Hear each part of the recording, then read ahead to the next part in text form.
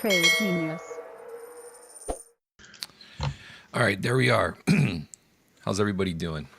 We got about 10 minutes to go before the announcement, and we'll get to the announcement at 2 p.m. Eastern. We'll look at the headlines, try to figure out what the Fed is communicating. The market largely is expecting 25 basis points or a quarter point rate hike, and we'll see what happens there. Anything more than that will be extremely bearish for the market. I think by and large, this market has priced in a quarter basis point. More than likely, what's really going to be the market mover is the presser at 2:30 p.m. So we'll get through the initial reaction on the announcement of the rate hike. There's some opening remarks with that. And then we'll see what the price action does between 2 p.m. and 2:30. And then when Powell comes on, we'll see what the headlines are from his comments. And then hopefully we'll kind of get a direction there as we get into the end of the day.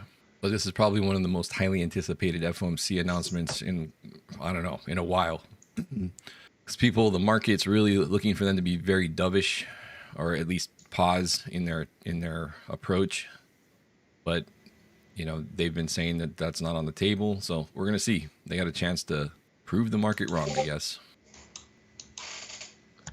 I'll flip them back and forth. I'll look at the chat as I can. Can you see the chat, Phil?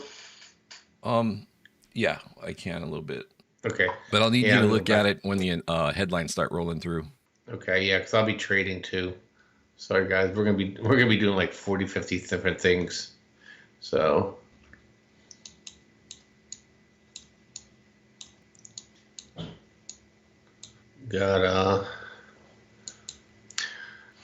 So I bought those March PayPal puts. So Elon Musk is going after PayPal with payments from Twitter.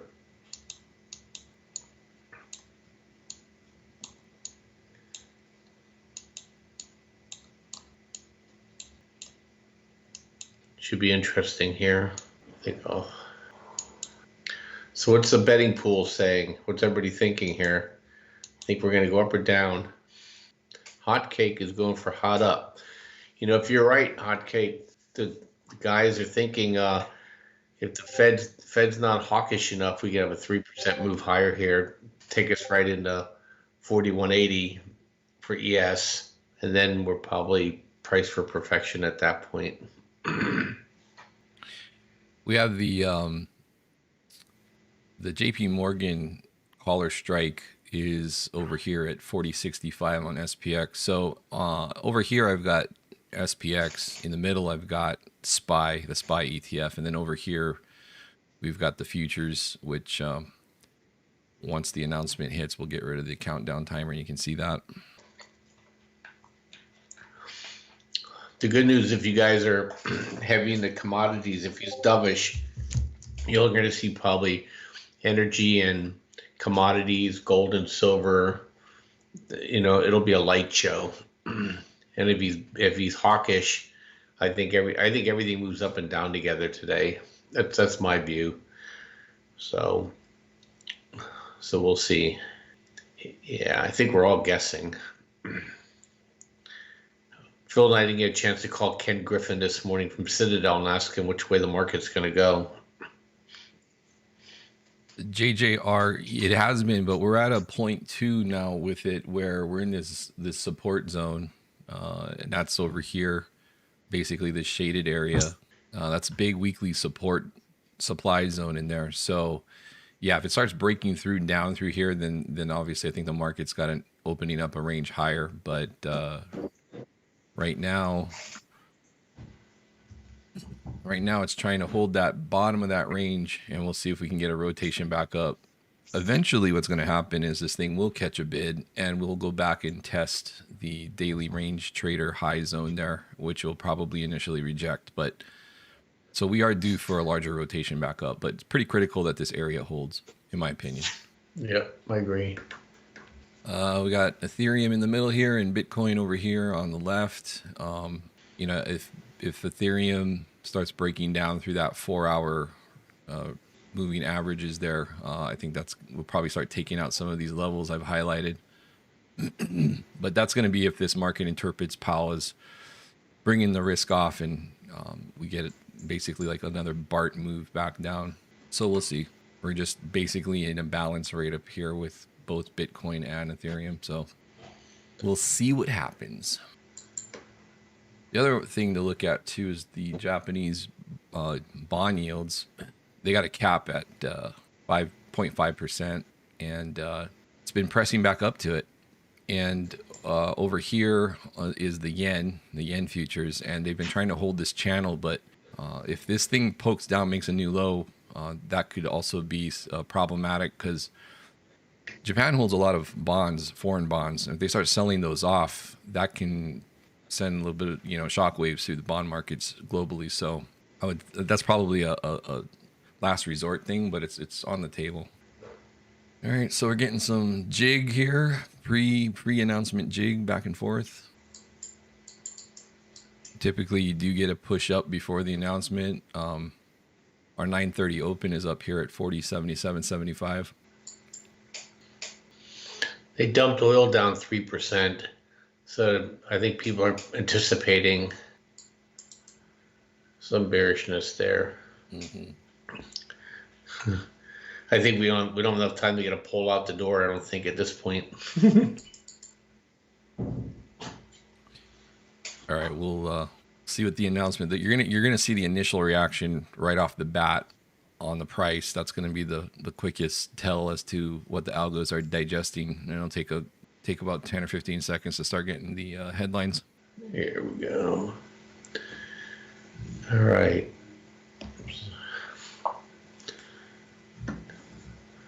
I don't want the 1 minute chart making me a headache, Phil, so I think I'm going to go to the 5 minute chart. Yeah, 5 minutes better. So just, guys, the rule of thumb a lot of times is the initial move that comes out of the Fed algo usually is the move it's going to continue on with. And then you have a reversal. Now, he does a news conference too, so depending on the reaction, they adjust whatever they're going to say in the news conference. All they're right. Ripping this thing up into the meeting here. Yeah, so we're back to the open. This is really just a lot of pre-positioning going on here. I mean, you're getting like instant 5-point wiggles here. So the market makers have probably pulled back, and the books are really thin here. Yeah. Once this thing gets started here, Phil will have the floor. I'll only comment with, I'm making money or I'm losing money. That's all I'll say for 15 minutes. Well, our liquidity charts and everything, basically have been waving the red flag here. And the markets, they basically go up and down with the amount of liquidity available to them. And they've been pulling the liquidity back. So let's see what happens here. We're going to expect extreme volatility here. Here we go. Remember, if we're wrong, Phil and I are going to start a new podcast. All right, initial push down quite a bit there. Let's see. Quite a bit. See if we get a snapback. There's the snapback. All right, let's get rid of this announcement ticker. Okay. Market's down. I'm closing my call position that I had as reserve. It didn't fill, so I am closing it.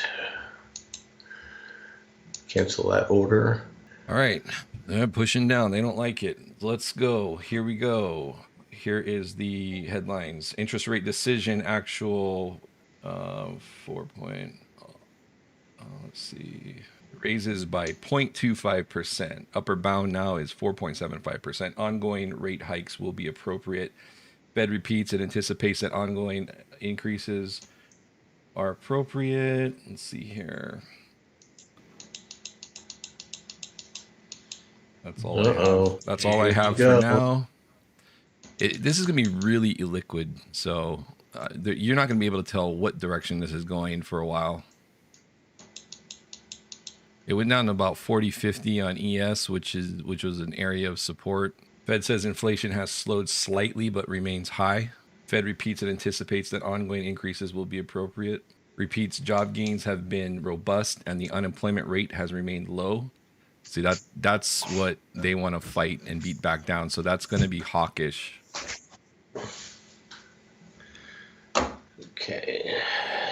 So far, as far as like we were expecting them to stay the course, the initial comments are telling us that.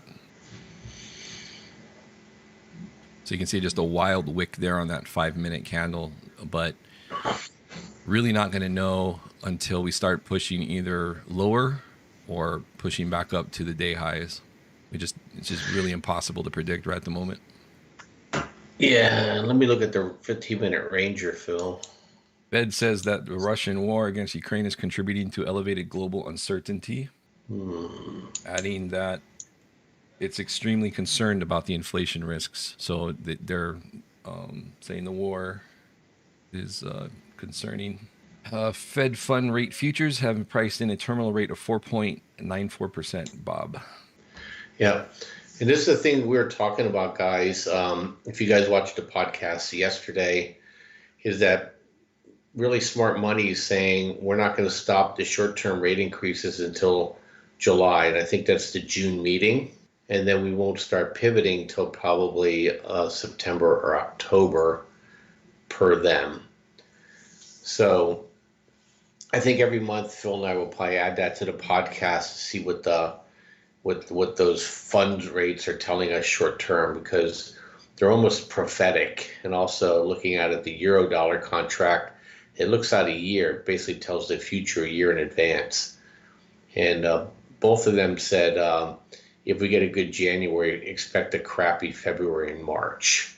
And so that's kind of where we are. The fact that we didn't lift here, Phil, is telling, because the general rule is to always try to lift, and they're not lifting it. I think they did all that in January. I mean, the setup is buy the rumor, sell the news, right? So one thing we haven't seen yet, and of course this is still just part of the post-announcement, algo craziness, but we haven't seen very much in the way of positive ticks since the announcement at 2:00. Briefly, it went positive, but it's been hanging out in the negative territory this whole time, which is a little different than the last couple FOMC announcements. Right now it's 40.65 on ES, but that equates to 40.50 on SPX, and that's kind of a key area because there's a lot of open interest on strikes there. And if this market starts to roll over, those puts that were taken out will start to heat up, and then the dealers are going to have to hedge the increase in the value of those. So it turns into kind of a negative feedback loop the more we start going under 40.50 on the SPX. So we're right on this kind of knife edge here. And it is possible that they park it here till the presser too, because then they want to hear how hawkish Powell is going forward. So interesting reaction so far. Yeah, Tesla's still green, and Nvidia's still green. I'm looking at the Momos, Peloton's up 20% today. That hasn't changed. Rig's still up. So pretty amazing, actually. Yeah, I'm going to say I think what was just released is somewhat priced in. I think now we're going to find out what's in store for the coming quarter. Yeah, SARC's moved up though, which is a good sign if you're bearish. How's VIX looking, Bob?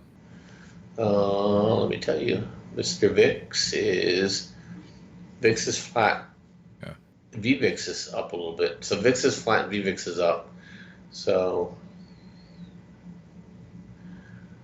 Fed fund futures are still pricing in a rate cut later this year. All right, more headlines here. In determining the extent of future rate hikes, it will take into account cumulative tightening policy lags, and economic and financial developments. i.e., if you keep pumping the market up, we're going to keep tightening. Yeah, we're in a loop now where they keep tightening, but they keep being liquidity's not tightening as much as, and so they keep raising interest rates, but there's still Wall Street still has money to play with. Yeah, which is a problem. That's a problem for the Fed for sure. Gold is flat. Now they're trying to lift it here now. Yeah. There's zero predictiveness here stuck inside. For one thing, we're in the middle of the range. Another thing, we're right back to the 930 open, and you're basically now you have just some squeezing going on, and we'll see. Yeah, and just remember, guys, we initial reaction was down, and that has a really high probability of follow through. Yeah, typically what I like to see is you get the initial reaction. So our initial reaction low is down here at 40.53, which was an area of support that we put in the newsletter. If you guys want that newsletter, links should be in the description below. It's usually in our videos. If not, just go to tradegenius.co, and in the menu at the top, you can select newsletter. Now we're trying to probably get a high print, and so we'll have a low print and a high print going into the presser, and then that's what you basically what you want to see. Are they going to break down or break above that range? Yeah, and that range I have is 406.53 and 402.61. So, and we have an algorithm that looks at levels, and unless that 15-minute 402.61 gets taken out, then we're not falling any further. So they just went up to the overnight high, which is also right there at the daily close from yesterday on the futures. So they went right up to it. A little bit of pushback there. Let me look at the chat here. Daily envelope high is up at 40.9125. That's yesterday's high. Fed swaps are not pricing in a 4.95% peak Fed policy rate. So a little change there. So Jeff McCarthy, pension funds will be buying $1 trillion worth of bonds in the next 12 months. The Fed voted in favor of the Fed vote in favor of this policy decision was unanimous, so everybody was on board with the rate hike. They're trying to break the 5-minute ranger here now. So far, the market's saying, "Cool, we don't believe you." Up we go.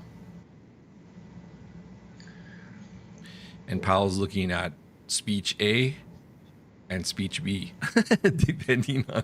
depending on the move into his presser. That's actually a thing. We joke about that, but that he actually did scrap his speech at Jackson Hole because the market was ramping up into the Jackson Hole meeting.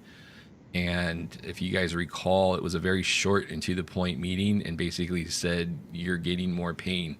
And that he had a longer speech written, and he scrapped it. He was just like, I'm getting my point across. So that is a thing.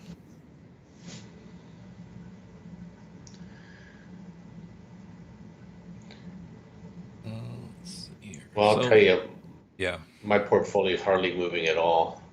Fast, the trading one and the long-term one. So, yeah, I think we're in balance here for the time being.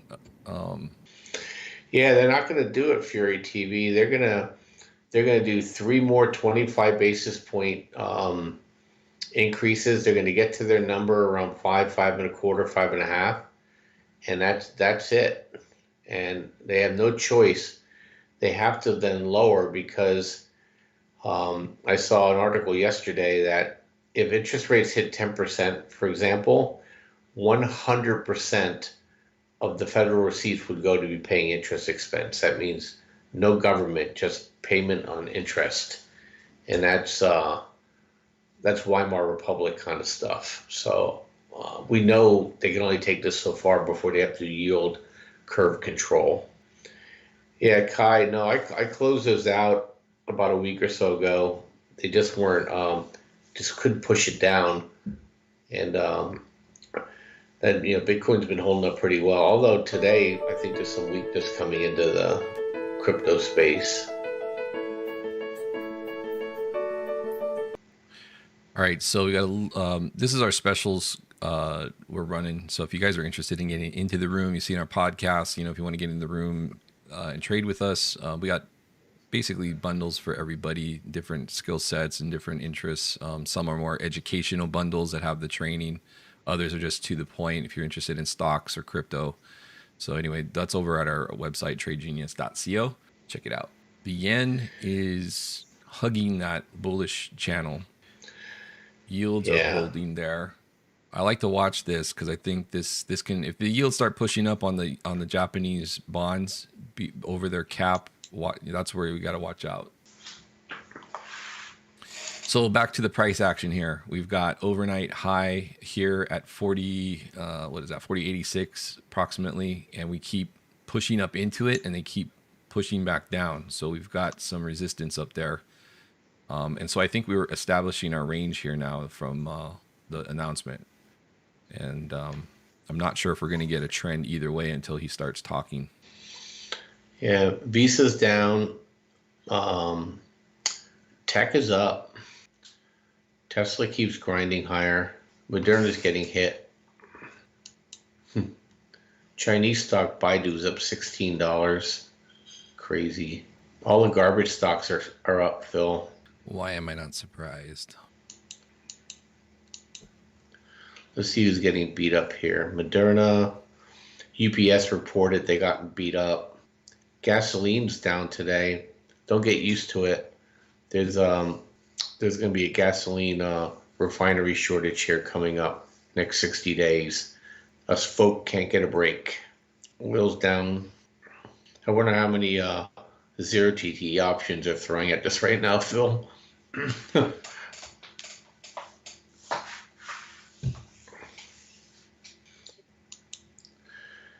I will tell you guys, this is probably, I thought this would be the most exciting and meaningful Fed meeting announcement that we've had in years, and it's turned out to be the most boring so far. All right, so since we're kind of in a holding pattern, that's going to be our FOMC announcement countdown there. I'm sorry, not the announcement. It's going to be the presser. Yeah. Hey, Hotcake, I live in Southern California. It's a bubble here. So, but real estate has ended.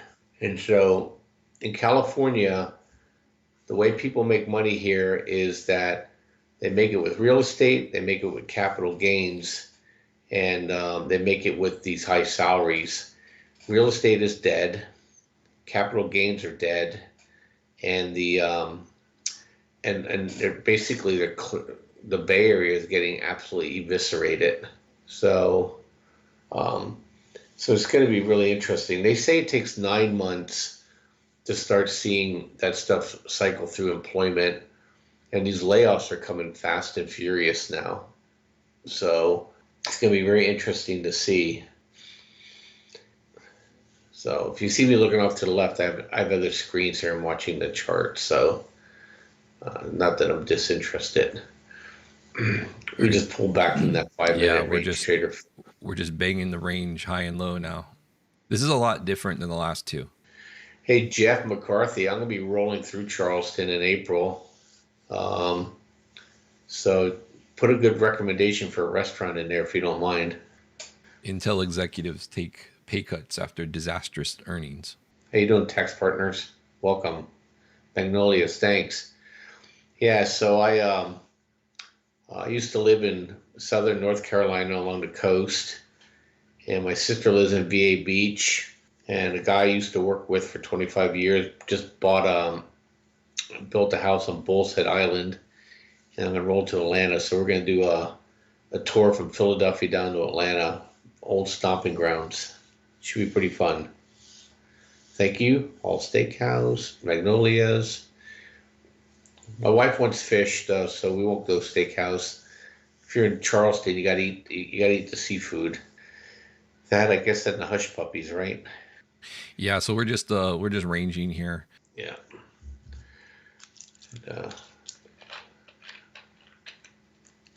Uh-oh. Tax Partner saying, "What's up, Bullrus?"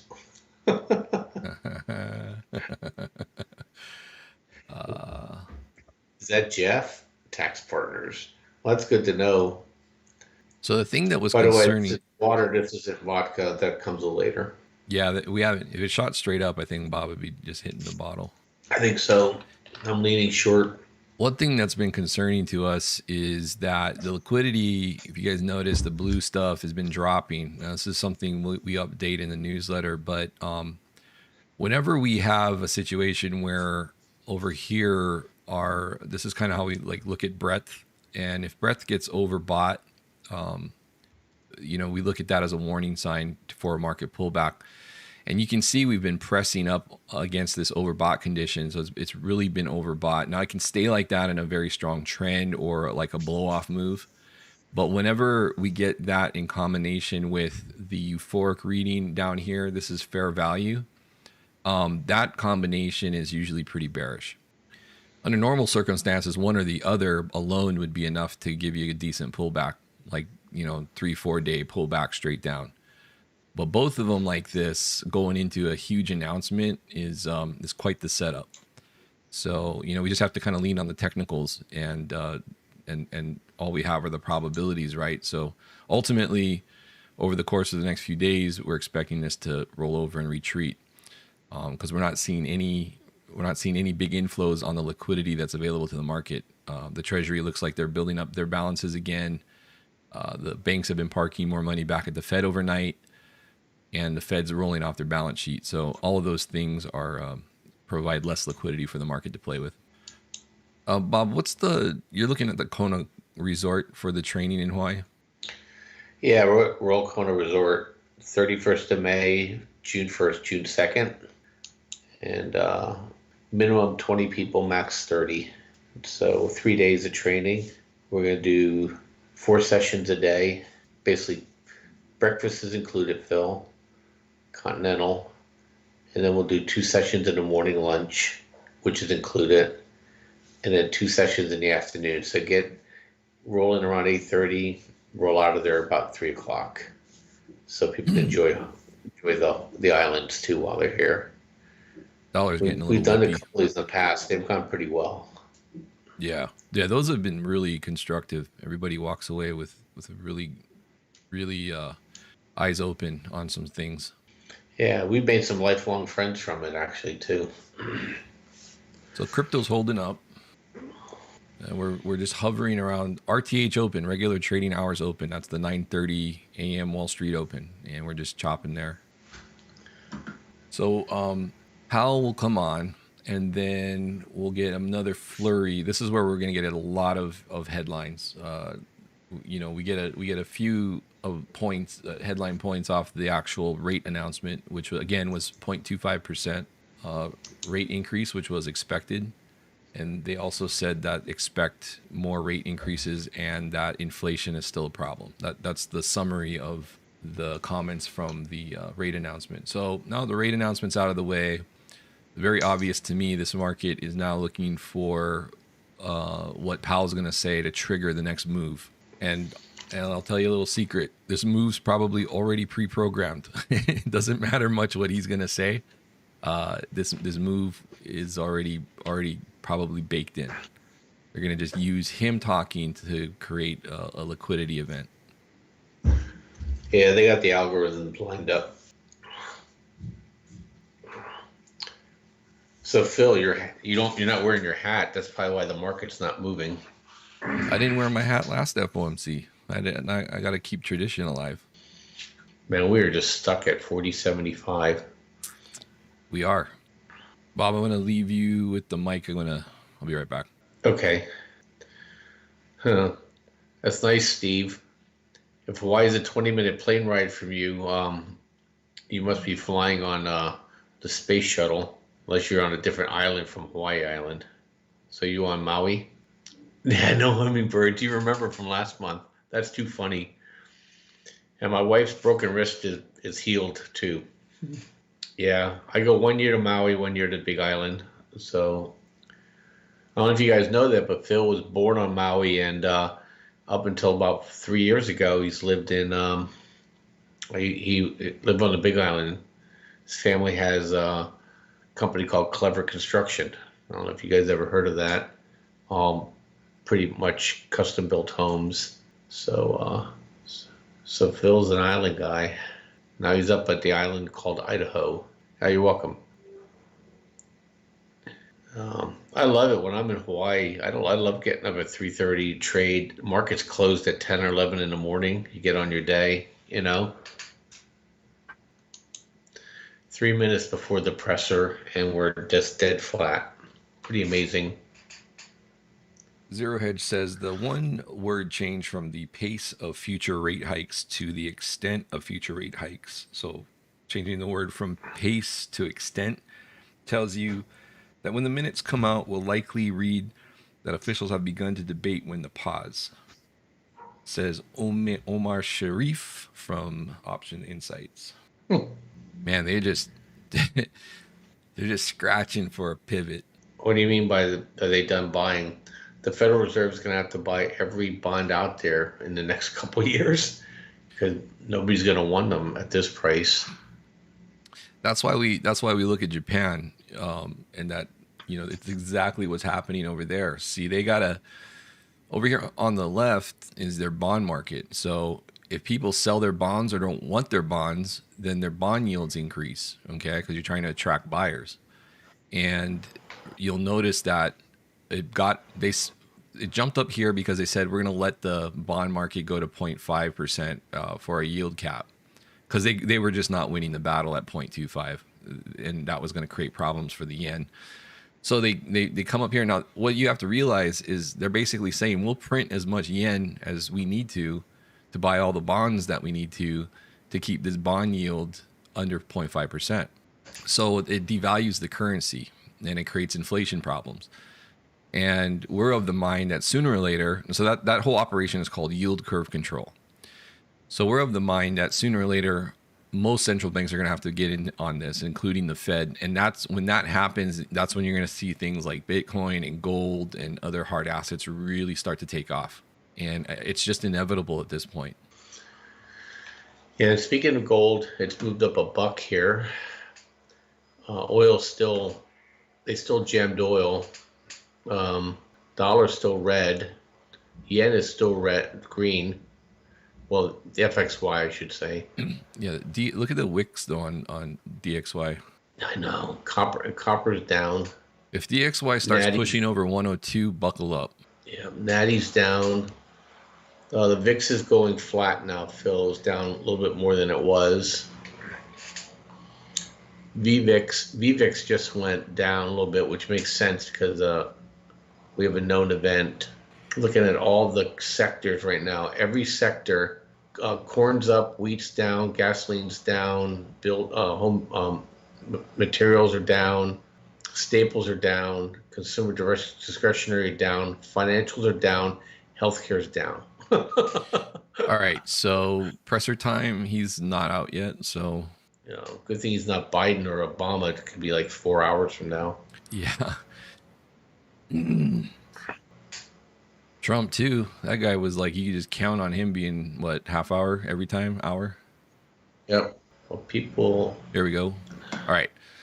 We're not gonna listen to the live feed because we'll get the cliff notes here. But let's see what happens to the price now. Phil, Josiah Smith said to check out Pilgrim's Market in Coeur d'Alene. Pilgrim's Market. Phil lives up in Sandpoint. He almost has to. Powell strongly committed to bringing inflation back to target. More work to do. The Fed is dead set on reaching 2% inflation target. Full effects of rapid tightening yet to be felt. We've taken forceful actions over the past year. So far he's coming out pretty stern. I already said that. Just waiting for another set. I'm waiting for another headline here. We've covered a lot of ground, but the full impact is yet to be felt. Market, as you can see, is not reacting that well to the hawkishness. Minus 800 tick. That means that's broad selling. We have more work to do. We continue to anticipate ongoing rate increases appropriate to get sufficiently restrictive. We will likely need a restrictive stance for some time. We continue to expect ongoing increases necessary to achieve a sufficiently restrictive stance. The economy slowed significantly last year. There's our first negative 1,000 tick, Bob. Yeah, here we go, guys. See, this is what we were telling you guys. They were holding here. Okay, what's the dollar do? If dollar goes over that where'd you go, dollar? There we go.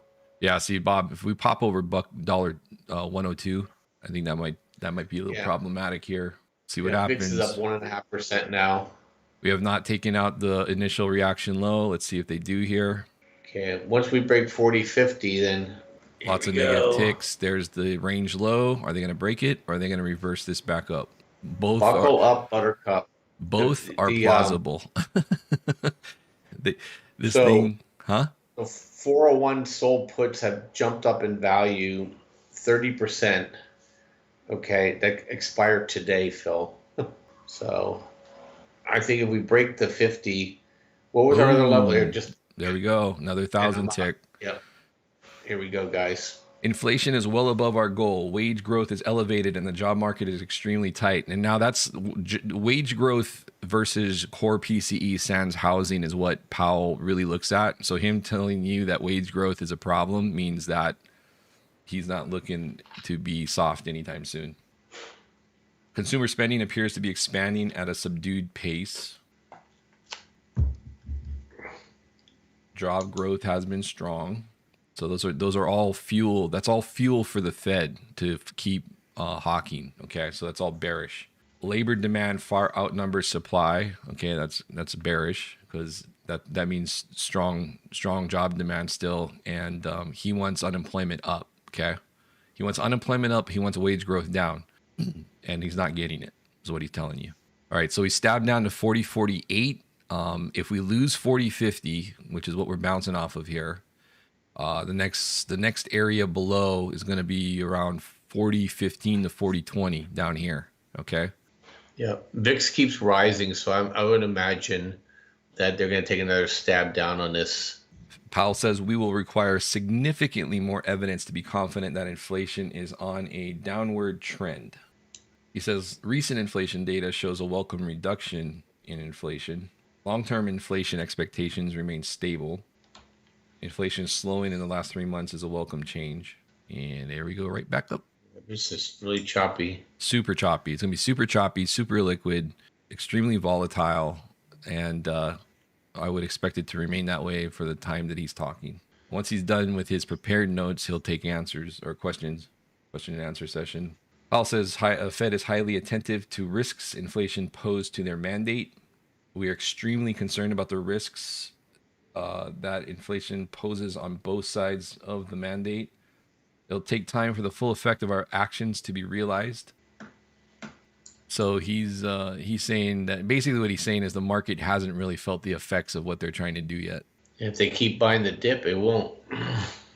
Yeah, that's what he's saying. Basically what that means is he says as long as you keep buying the dip, we're going to keep tightening and you're going to draw this out as long as you want to until you get your algos under control. Yeah, they just did a 20-point move here. The lags fed into our decision to raise rates by a quarter point today. So they're trying to not over tighten. They're trying to keep it where they don't get over their skis as far as tightening, but they want to continue to tighten. So they're just trying to see if they can, regulating quarter point here will help. So yeah, so basically into our ES support zone and 25-point bounce. Yeah, all they did was clear out stops. Yep. So zero direction here so far. Reducing inflation likely to require below trend in growth. We'll make decisions meeting by meeting. Job gains have slowed and nominal wage growth too, but labor market's still out of balance. A slower pace here allows us to better evaluate our progress toward our objectives. Whoa, big rip, big market rip right now. So we had negative 1,000 ticks. Now we have positive 1,000 ticks. Yeah, they're just clearing stops. Yep. So that pushed up near yesterday's high. If they're gonna really just rip this thing higher, then this won't stop. And this is what I mean. Like until they're done with the presser, it's impossible to gauge direction. It's just impossible. Yeah, they're pretty mealy mouth right now too. He's probably getting the thing in his ear saying, "Well, nope, you're not hawkish enough." History warns against premature policy loosening. We will stay the course until the job is done. Yeah. So there's your stay the course. We've taken forceful actions over the past year, We've covered a lot of ground. Full effects yet to be felt. We're committed to inflation getting back to 2%. I mean, that's a lot of work to get inflation back down to 2%. So, I mean, if he's saying that we're not doing anything until that's accomplished, then I think you're buying into a market. If you're bullish, you're on borrowed time here. They're not buying it. The market's saying you're toothless, Fed. Powell's now saying we are not yet at a sufficiently restrictive level on rates. Now they're back to that. It's important that financial conditions continue to reflect the policy restraints we have imposed. So that financial conditions that tick down, Goldman Sachs has a financial condition index, and that's printing softer than it was back last quarter. So it's actually going the opposite way of what the Fed wants. But for him to say that they're not at, that's funny that he says they're not at restrictive, because some of the Fed speakers lately have said that they've entered restrictive territory. Jeez. Well, they hit 4,100 again. Yeah, it's super volatile. It's a good thing that disinflation we've seen so far has not come at the expense of weaker labor market, but this disinflationary process is in the early stages. Expect housing service inflation to continue to rise and then fall. However, we have yet to see disinflation in core services other than housing. I mean, that's pretty negative. They don't believe them. Gold is up. Gold miners are up. Euro dollar jumps to its highest level since April. Powell says it's encouraging to see a disinflationary process underway with strong labor market. The market has just pushed up 45 points from its lows. They may want to double top. Double top is the monthly envelope high there on the chart, guys. So 41.10. They might try to grab that. We've got levels up here above at 41.15. Yep, hit 41,625 is the high so far. ECI and average hourly earnings are down from highs but remain fairly elevated. Our focus is not on short-term moves but on sustained changes to financial conditions. The job openings figures from the JOLTS report have been quite volatile. All right, now I'm going to say if this comes all the way back down, then the move is probably down. I'm going to stick my neck out. Well, this isn't unusual that the day of the Fed meeting, they try to keep it elevated, and then overnight, tonight, right, they just dump it hard. Right. We predict wages will decrease. By many indicators, the job market is still very strong. JOLTS job opening numbers have been quite volatile. I think we already said that. Disinflationary process is in its early stages. That's a significantly hawkish statement. I'm surprised the market is holding up. Well, we just said 41.10. All right, they took out the previous high. So if that's what they wanted to do here and just get that number, then we are going to see this peter out up here, I would imagine, and roll over. There's significant resistance here. These lines represent... I have a short sitting at 41.15. I don't know if it'll get there or not, though. This is basically a wall of open interest on option derivatives. We haven't made a decision yet on terminal rate. There we go, Bob. Remember we were talking about they might raise the terminal rate? Yeah. We haven't made a decision on that yet. We'll look to data between now and March. In other words, keep pumping it, and we're going to keep raising our terminal rate. So the terminal rate is where their market's looking for them to stop. Okay, and so right now it basically indicates they'd hike 3 more times quarter point, and that's it. But if they're going to raise it, then that kind of blows that out the window. Could certainly be higher than we anticipated in December. If we need to move rates beyond the December level, we'll do that. So he's basically telling the market that you could get more than you think you're going to get for rate hikes. I wish he would just come out and tell them that. I mean, he's telling the market that you're not getting any breaks from us, and the market's just going up. So we saw this before during FOMC announcements. I remember I would be like, there's nothing dovish about what he's saying. The market's up during him talking, and then the next day, boom. Well, December, too. It was up in December, remember? And then he got done talking. The next day, the market crashed. So all the way into Christmas. Powell says we don't want to over tighten, but we have the tools to help us if we do. which means that they would err on the side, and that's something they've said before, they'd rather err on the side of over tightening and then back off versus not tightening enough and not getting the inflation under control. Yeah. We have no incentive to over tighten rates, but we have the tools to help if we do. Yeah. You have a credible story about disinflation in other sectors. It would be premature to declare victory over inflation. Core services ex housing are subject to inflation. The rate is still 4%. We still have a lot of work to do until we see all aspects of inflation coming down. Well, we have a lot of work to do still isn't doing anything to this market. Yeah. The euphoric reading here is probably going to hit an all-time high. We just hit 41.23. Yeah, so we're outside. We're way outside the upper bounds of what we should be seeing on this move without the whole derivatives complex shifting up.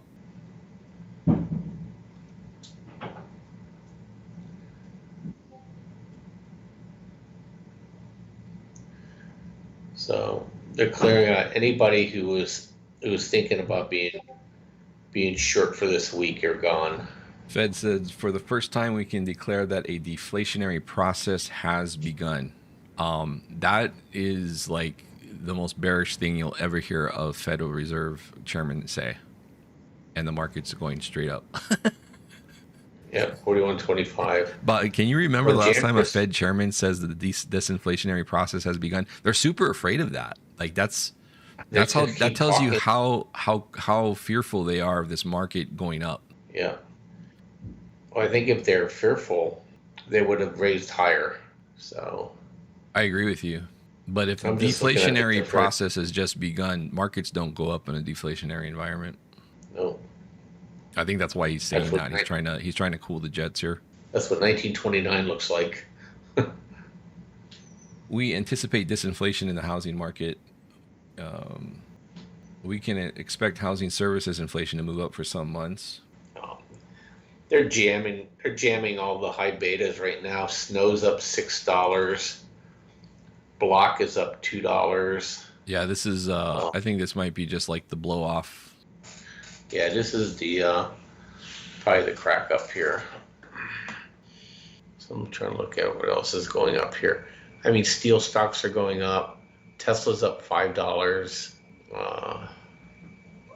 Let's see if oil's pushed back up higher or not. See, one thing too they're not talking about is China. The inflation China's going to bring it. Look at CCJ's up 1.5%. Oil's coming back now. Coinbase is up $2. I mean, CRM, they're laying off employees left and right. They're going up. CrowdStrike's up. So this could be the, like I said, potential 4180. But the day's not over yet, too. He hasn't taken any questions yet, right? Or is that what he's doing now? It looks like he's talking to reporters, so I think he's taking questions. Okay. Look at the euphoric print. I mean, it's the only one higher was in April. Wow.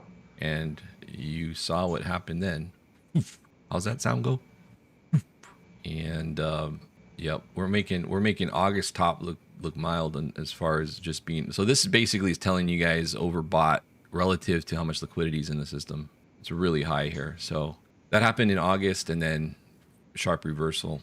So sometimes you do get a persistent move to finish it off. The other thing too, Bob, on the S&P 500, which they just finally took care of, was remember that other double top we talked about? They got it. They finally got it. So it is. That's right. They did. But I'm looking at the stuff that's up versus stuff that's down. Like all the NASDAQ high beta stocks are getting jammed. But like Caterpillar's down, BTU's down, oil's down, Coinbase is up. It's anything they can get high volatility on there after right now. All right. Let's see here.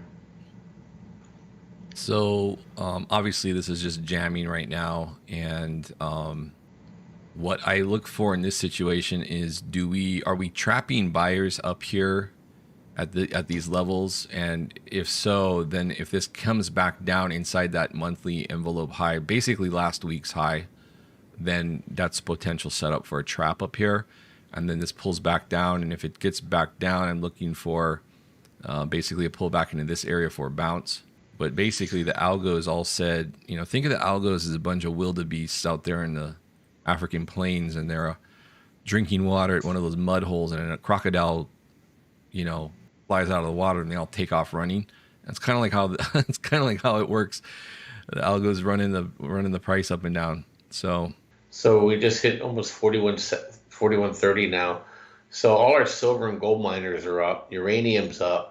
Yeah, let's take a look at Bitcoin. Normally that bar there, 1 hour, that's usually a bullish reversal. So, but again, Bitcoin's just at this point, Bitcoin and crypto for that matter is just at the whim of the market right now in liquidity. So again, I don't think we're out of the woods in terms of being overbought here. And like Bob said, a lot of times the next day is, basically they pull the rug. Dollar's broken the support level, though. I think that's part of the problem here is dollar's just taken out. Now, if dollar reclaims this and gets back over I'm going to say back over 101.60, this would be a head fake lower, and then you can have a potential for a big move back up. But otherwise, if it doesn't do that, there's some air under here for the dollar to drop. Yeah, and then our gold and silver miners and commodities will go. So steel's up. Silver's up, gold's up. Let's see what copper's doing. FCX just went green. So dollar just stabbed the swing low. GDXJ's up 2.16%. Great Plain Partners, ethanol's up. All my shippers are up today. JP Morgan just went from red to green. Dorian, Phil, that thing is up 11% now. Good job, Jerome. You've just cranked up inflation. I don't think he cares. I think he wants inflation to go up so they can get those rates up to 5.5%. Yep. That's gonna put further pressure on housing. Fed is not exploring. So he's talking again. Fed not exploring pausing then restarting rate hikes. Policymakers did not see this as an opportunity to take a breather. He says Congress needs to raise the debt ceiling. No one can assume the Fed can protect the economy if there's a default. The only way forward is for Congress to increase the debt ceiling. Fed is discussing a couple more hikes to restrictive level. We're getting our first 5-minute red candle here. Nope, still holding. When asked about a pause, Fed policymakers talked about it. We spent a lot of time talking about the path ahead. Policy is restrictive, and it's difficult to determine how much is too restrictive. Real rates are now rising across the yield curve. See, he said, staying the course, a lot of work to do. Inflation's still persistent. The disinflationary process has begun, and he can't get this market to go down. Charles Etsy puts, they're always interesting. So we have our first red candle here on the ES. So U.S. Fed terminal rate falls to under 4.9% amid Powell comments end of 2023, which is funny because he literally floated the idea that that could potentially go higher. It's a very interesting. The market is definitely just full on playing chicken with them. Yeah, and they're we'll see what happens on Friday, right? So yeah, that's the next big. That's the next with the 80. What is it? Job numbers on Friday.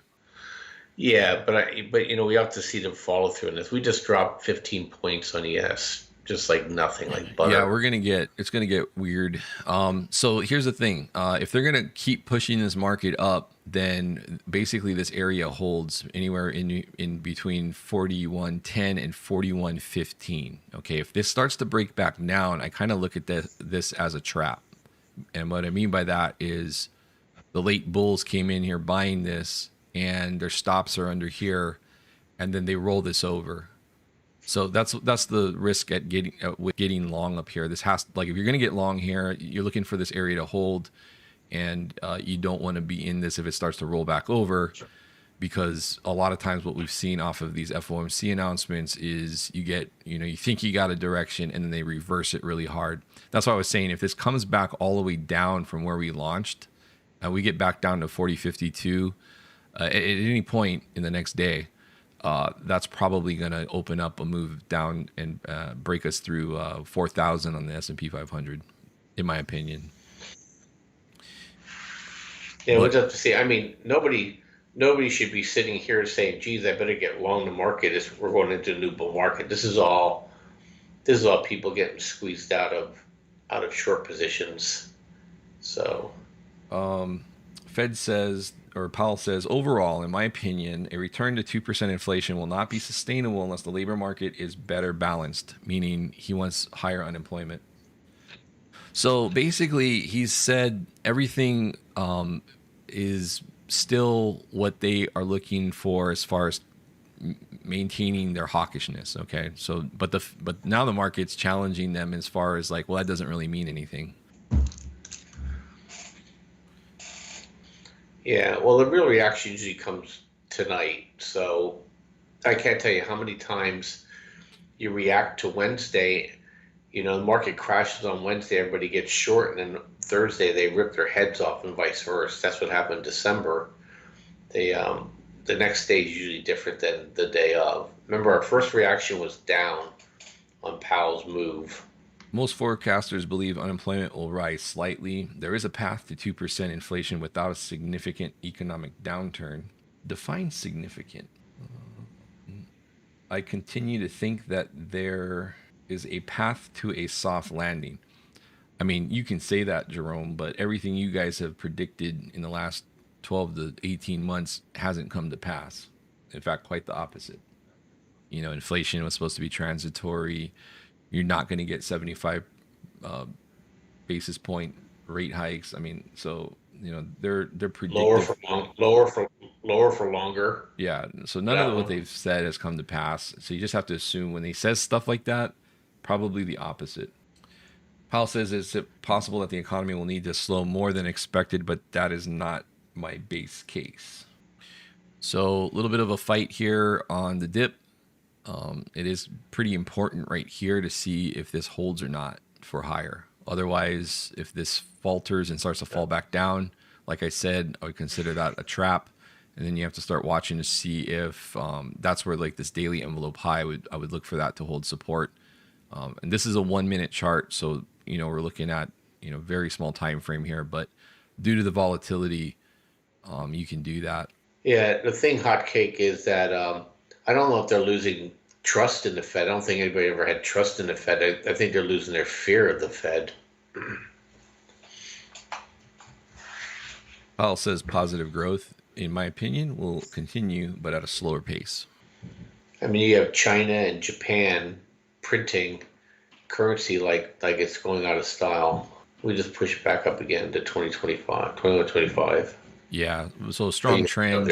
You get the green cycle indicator, strong trend. So you're gonna get that bounce.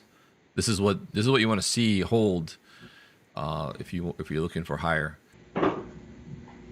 Got a level at 41.40, a level at 41.65. Quarterly envelope high. That's last quarter's high up at 41.80. Yeah, that's what I'm saying. 41.80. That dovetails in with them crushing volatility by Friday.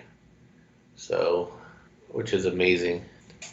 Yeah, so I'm long commodity, short tech. So I'm just in a big battle right now. Factors will support positive growth this year's. There's lots of spending coming in the construction pipeline. The stock's up, dollar down, as Fed hikes as expected. Powell says there will not be a light switch moment on when we know inflation is sustainably coming down. Bob, maybe what they did was they're like, all right, let's just do the 25 basis points so that we're not getting too too overly aggressive. We're going to see what the market reaction is. If it's just a sell the news event. If they don't, they could come in. They can come in. See, the thing is, they can come in between meetings too and say, "Look, we gotta crank things up more." And that's one of those out of left field things that can smack the market around. Yeah, I mean, it sounds like somebody has a target in mind here that's just rolling over whatever the Fed's saying. So what's interesting though is like, you have the JP Morgan caller at 40.65 on the S&P 500, which is we dipped under it briefly here and then we bounced up. And so normally whenever you get a move over their caller, it's somewhat short-lived. Yeah, so I don't think people understand that. Right now, JP Morgan's losing money on their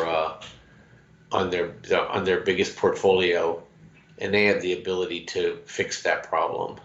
So Powell says we will also be looking at the next employment cost index report. Yesterday's report was encouraging because it showed wage growth, which makes no sense because he wants wage growth down. I guess I should have kept those 408 calls on. As accumulated evidence comes in, it will be incorporated into our outlook and policy. Financial markets have a very different job to us. Our focus is on bringing down inflation. Well, he's doing such a good job that the stock market just went up another 10 points. U.S. stocks extend gains up 1% on the S&P 500. Yeah. Powell says this is not a standard business cycle. It's unique, and we can have no certainty in our forecasts. Hey, Greg. How you doing? Good to see you, guy.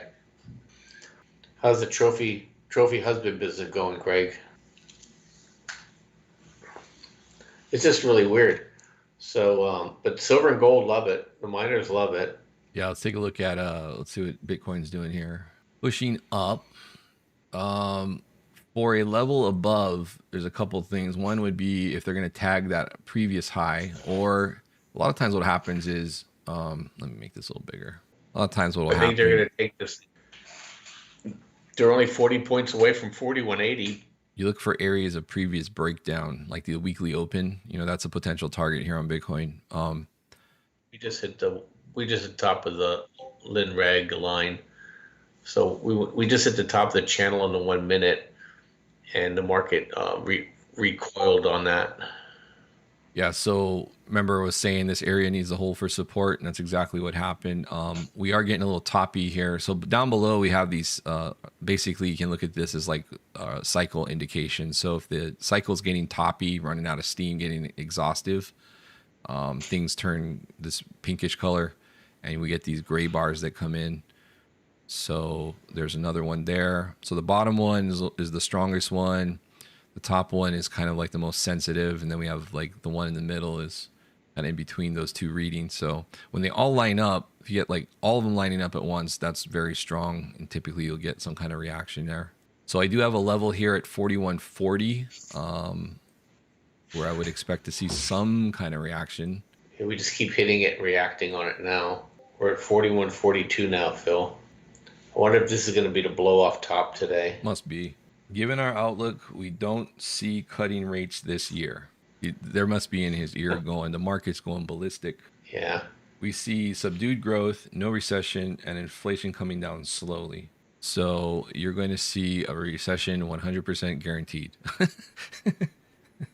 Yeah. We're coming up on 1.5% now. Market expects inflation to come down quicker than we do. Is that what he just said? Yep. This is as hawkish. He's more hawkish in this FOMC announcement, in my opinion, than the previous two.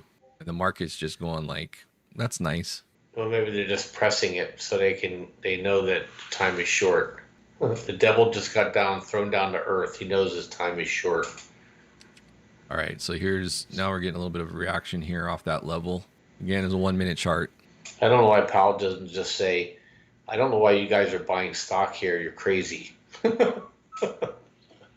So there's not going to be any chance of a pause between meetings. We don't have any pausing or cuts this year. Well, he said cuts, right? No cuts this year.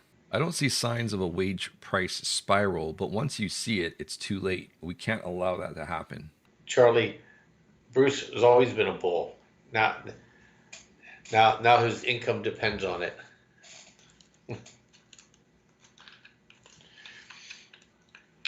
Let's see, our euphoric reading. It's getting up there. We actually had a slightly higher one in April, but by that point we were already rolling over.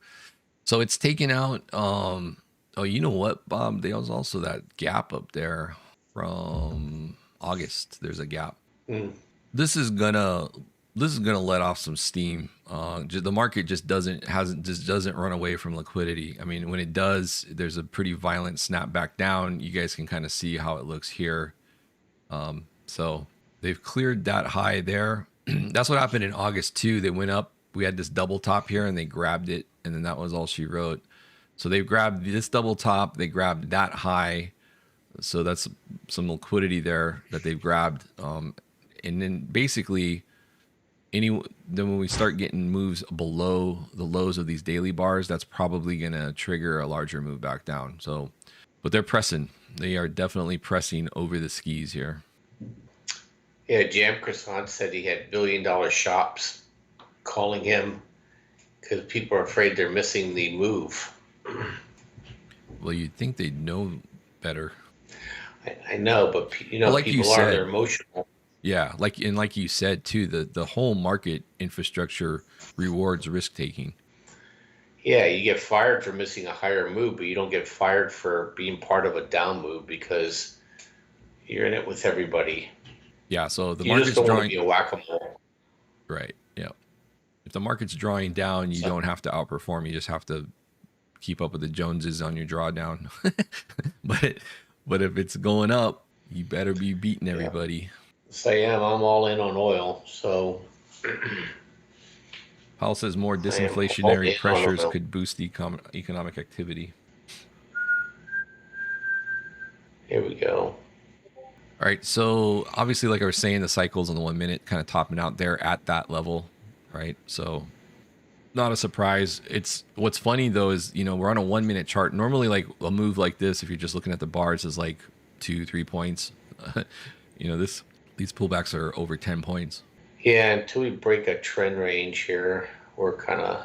Yeah, as far as like pressing into like the trend rolling over, I mean, you can when it's trending strongly like this, you can go down to a 30-second chart on our range trader, and like it's not even getting that far back, it's really, really tight.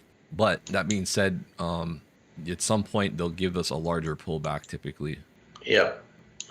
Powell said since December, financial conditions have remained largely unchanged. It's important that the markets do reflect the tightening that we are putting in place. I believe Congress will resolve the debt ceiling. All right, the news conference has ended. We'll closely monitor money market conditions as the debt ceiling talks continue. So presser is over. Now we're going to see the market if the market releases. Bob left. So a lot of times what we'll see in the past is if he's talking, a lot of times we'll see like the move sustain while he's talking, and then we see a little bit of a relief valve in terms of a pullback.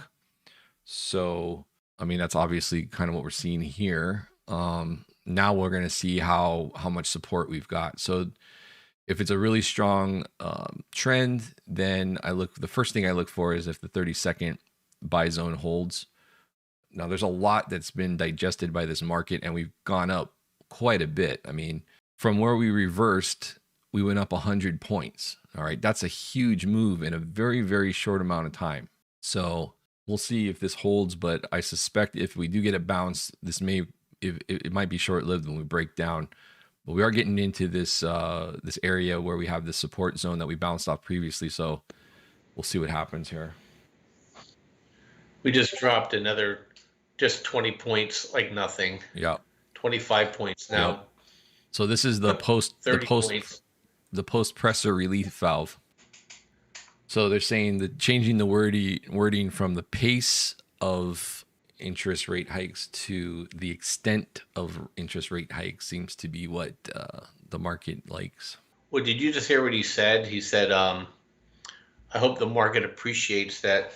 What we're trying to do here, basically saying, you guys absolutely insane right now. Yep, I'm seeing let the squeeze begin. I mean, everybody's just full bull here. Yeah. We hit 15-minute top of the linear regression channel too, Phil. I Well, mean, look, I mean, we're blowing through all the channels. look at the move. I mean, in less than like in about 45 minutes, you win 100 points. I mean, you'll be hard pressed to see a move that steep in that short amount of time anywhere in the market charts. Yeah. So that's quite a bit. All right, so there you're getting a little bounce there off that 30-second zone. Now this is where they're either going to run this right back up to the highs, or this turns into a failed dead cat bounce and rolls over. So a lot of times these are scalpable moves. I mean, we're saying scalpable, but this thing's just moved 10 points. It's hard. The ranges are so large right now, it doesn't look like much on the chart, but that's a 10-point move that you can scalp off that range or buy zone. Doesn't surprise me. But we're running now back up into this area that was holding us support. So let's see if this area now turns into resistance right here, and they're poking back above it. So if this is going to reject, I would imagine it rejects right in here somewhere, pushes back down. Otherwise, it's going to reclaim that, and that opens up for a move to retest that high.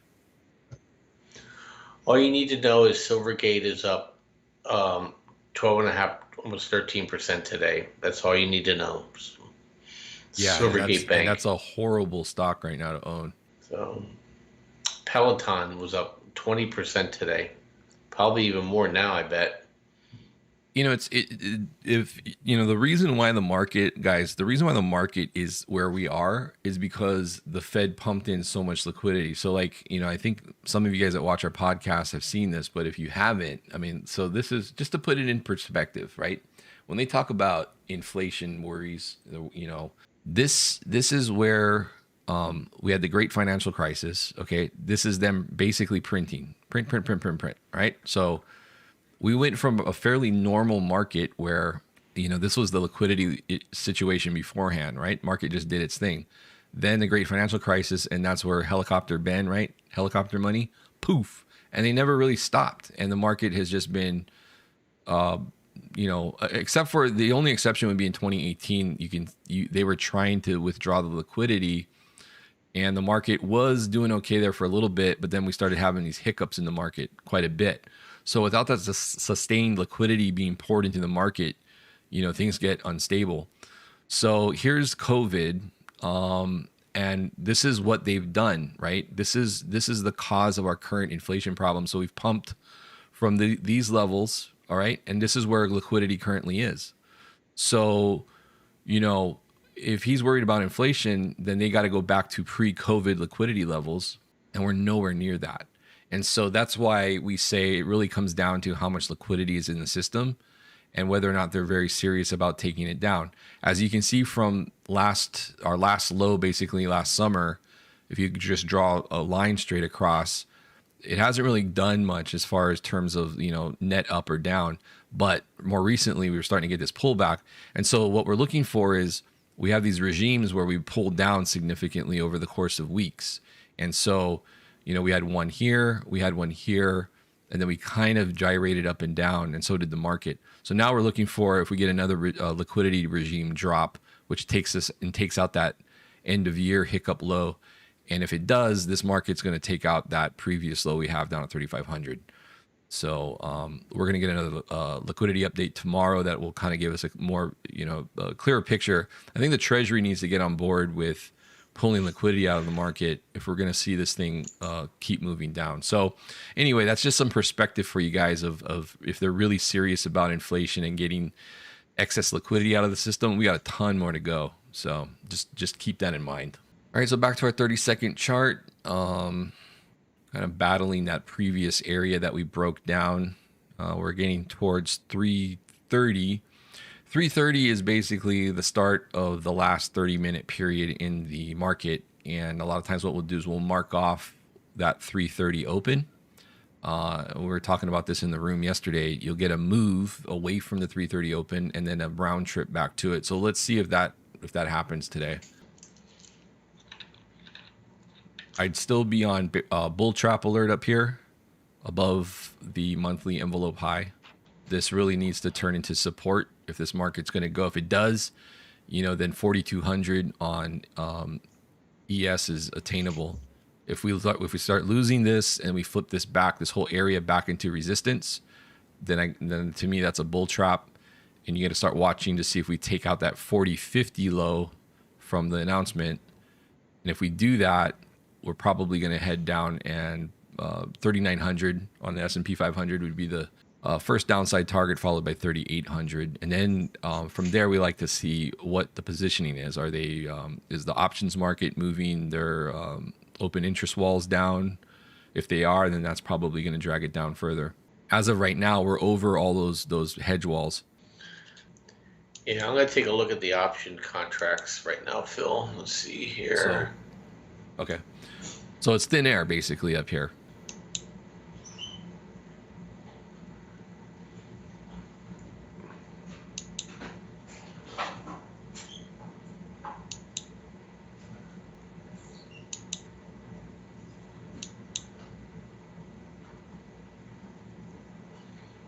Be interesting to see how this market closes in the last 30 minutes.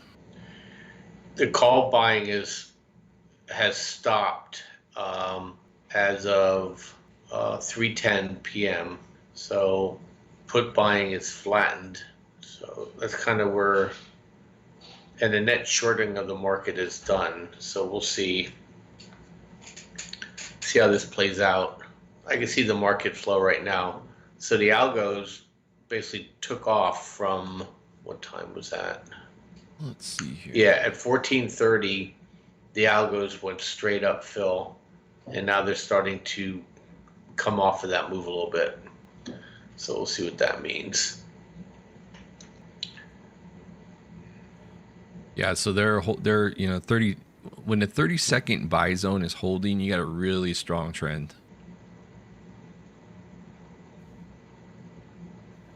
And the 15-minute is starting to crank up.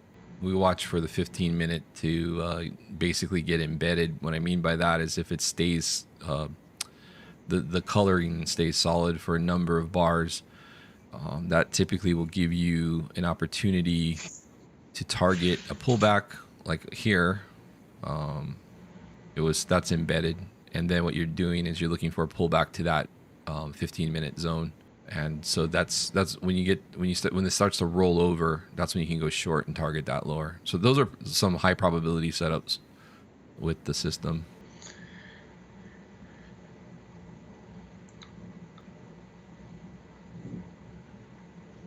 So the Fed's out of the game till March, middle of March now? They're every 6 weeks, right? So I think it's every 6 weeks, yeah.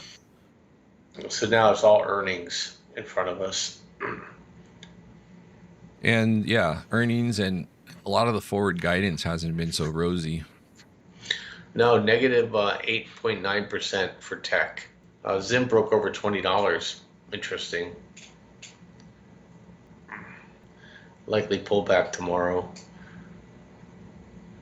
The shippers all got a bid here, Phil, so all my shippers are doing fine.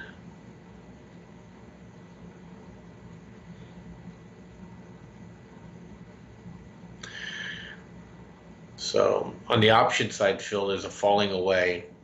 It's getting more bearish here on every tick. So how's VIX? VIX is... I can't bring up the VIX chart because that's on my other window, and TradingView doesn't have a live VIX chart yet. Give me 1 second, I gotta go on my telecharts.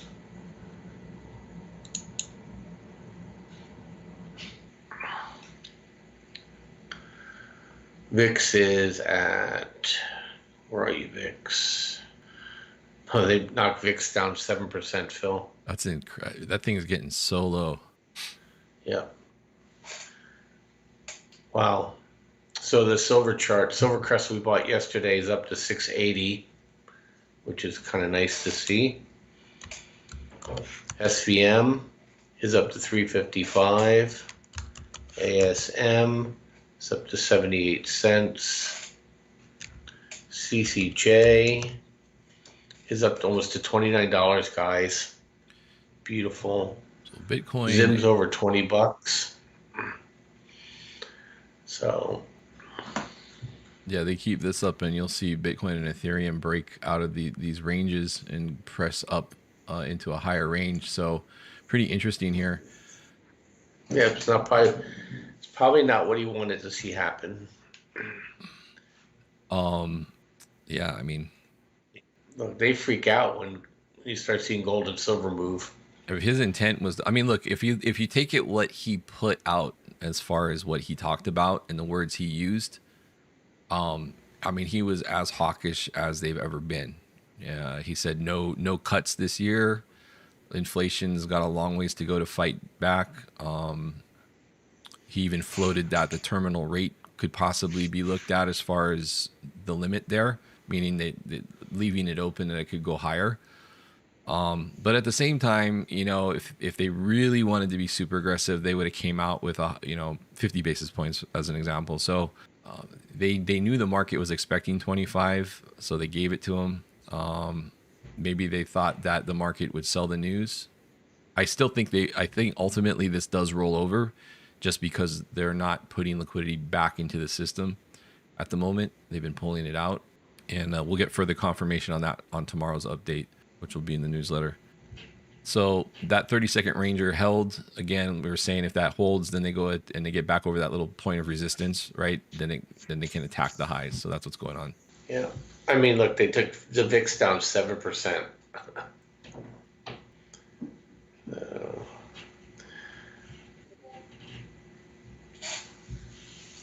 Masterful job, though. I mean, you got Wayfair up 10%. Wayfair. They sell furniture for homes that aren't being built. It's just the ridiculousness of it all is just becoming absurd. Okay, so our 330 open is 41, 42, 25. And a lot of times, like I said, you'll get a move away from it and then a round trip back to it. So let's see if that plays out today. I just got a 1 minute sell signal, Phil. Yep, 1 minute cycles are rolling over.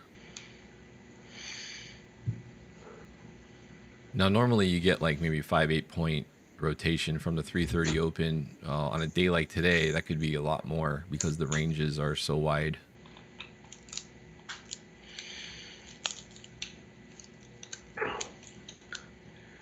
EVXY is down 5%. The other thing too, Bob, is they could be like, all right, well, we've done the heavy lifting. Now it's the other central bank's turn. So like, because the ECB's got a rate announcement tonight, going into tomorrow, right? Yeah, and they said they're going to raise too. I think 50 basis points, but they're lagging. They're behind the curve. Yeah. So those ticks that you see popping up, that's just basically how many stocks are going up versus going down. So when we see 800 or 1,000, it just kind of gives us basically a barometer of the strength of the move. All right, so we had that rotation back up toward the 330 open, just shy of a tick. Traders are probably looking for this to tag that previous high. If it falters and falls back, you can get a lot of stops to get hit because they're gunning for that.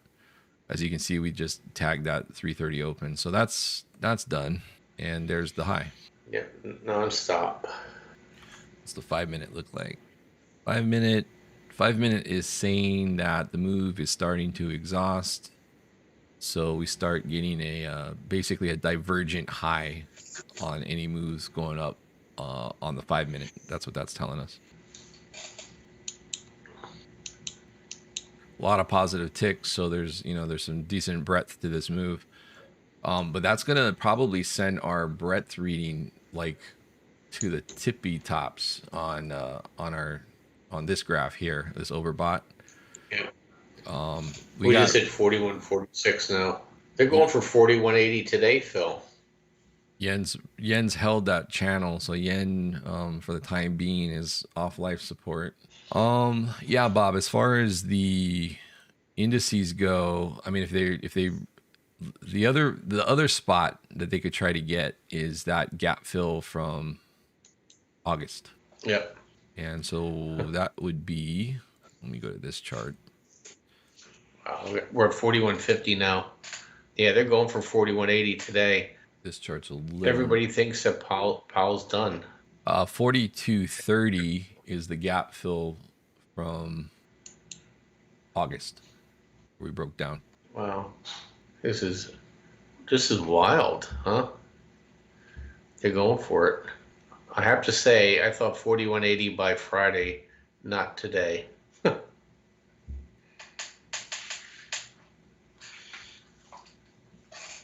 Yeah, next level. See how this level had a reaction off of it. So they've reclaimed that. Next level up here is 41.6475, and then the quarterly envelope high at 41.80. These moves are just absolutely insane. I'm looking at some of the other things that I own. I mean, look at Dorian. Phil, I'm up $5,000 on Dorian in 3 days. I mean, it's ridiculous. Timken Steel's up. Zim is just is cooking now. Global Ship Lease is up. Yeah, Bitcoin's ADM, pushing. biotech stocks are up.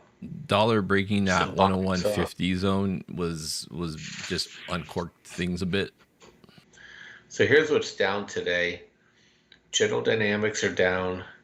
Canadian resource stocks are down. Caterpillar's down. Devon's down. Yeah, that's pretty much it.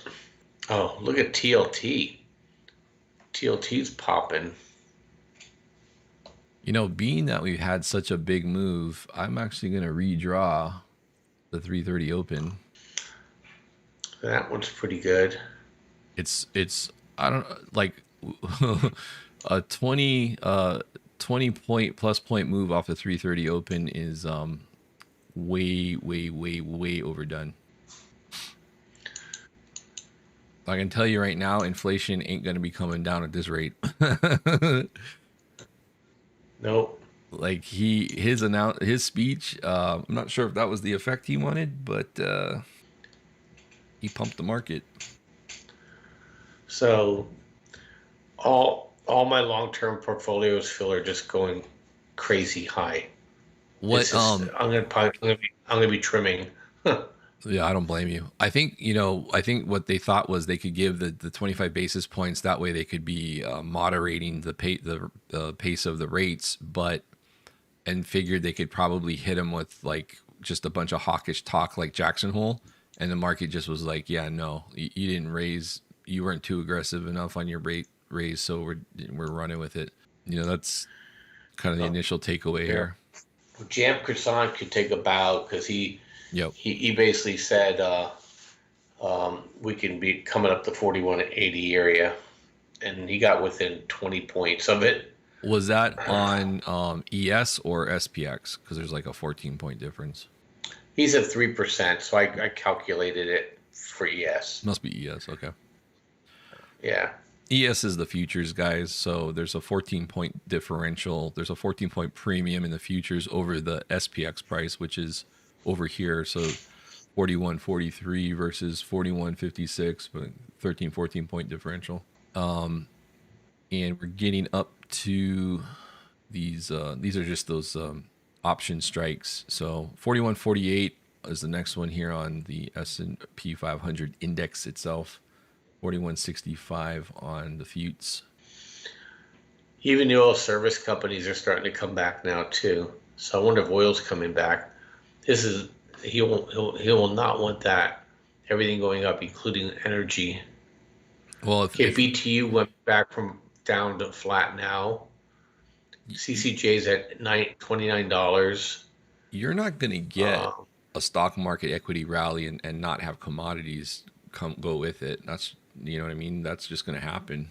Well, that's why I think they pre-sold oil before they open. I mean, for the presser, but it's up $1 from its lows. That's actually pretty impressive too, considering that the draw, they were expecting a negative draw, and they had a pretty good positive build.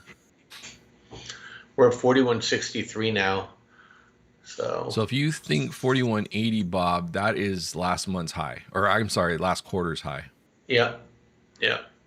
So that seems to be making sense to me. So if you're a bear, it'll fall off fast from there. if you're a bull, it'll probably, but the earnings are coming out pretty crappy. You'd have a hard time because you don't have the Fed at your back, so you don't have VIX at your back anymore, and What do we? so it's going to be. Who's reporting today, Bob? Do we know? I didn't. I don't I'm not remember sure. seeing I any. got the whole list. I don't remember seeing any names that stood out to me. I looked at it No, briefly. yesterday Exxon reported and killed it, but they're becoming a negative. They've been bringing down their earnings estimates every day now for who's left. So I'm just amazed at CCJ, guys. I'm telling you, uranium. We did a report on it. I think CCJ is gonna, it will double from here. So I have a target of 58, and other people have much higher targets than me, and I got a sizable position in CCJ.